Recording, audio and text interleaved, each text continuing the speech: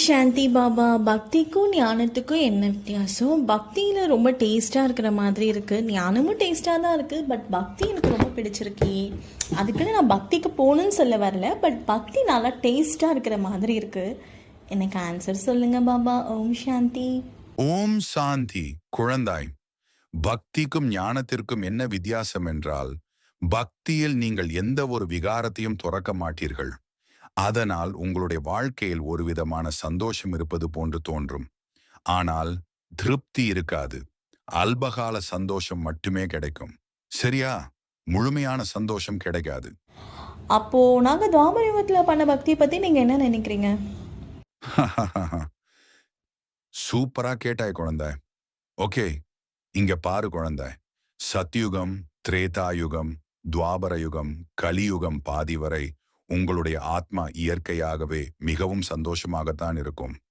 பக்தி செய்தாலும் செய்யவில்லை என்றாலும் கூட ஆத்மா மகிழ்ச்சியாக இருக்கும். ஏனென்றால் இயற்கையாகவே ஆத்மாவிற்கு சக்தி இருக்கும்.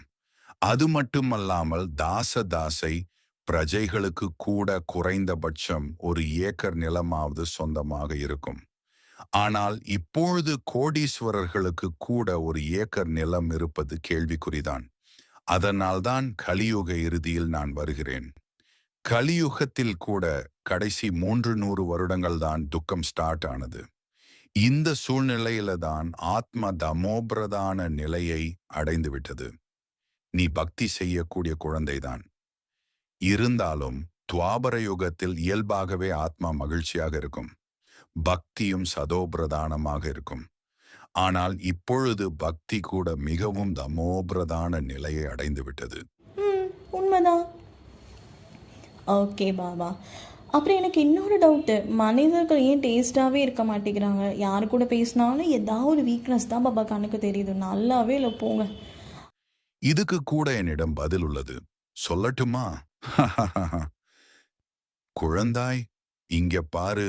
மனிதர்களிடம் டேஸ்ட் இல்லை, உறவினர்களிடம் டேஸ்ட் இல்லை, அனைத்திலும் டேஸ்ட் இல்லாத நிலையில்தான் குழந்தாய் நான் வந்திருக்கிறேன்.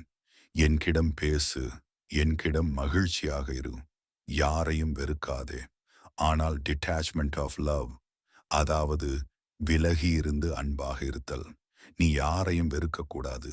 நீ மற்றவர்களை வெறுத்தால் நான் எப்படி உன் அருகில் வருவேன்?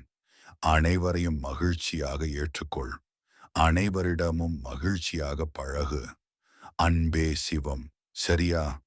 திரும்ப திரும்ப புரிஞ்சுக்கொள் குழந்தாய். உலகியல் விஷயங்களில் இப்பொழுதுதான் டேஸ்ட் இல்லை. நான் கூறியது போல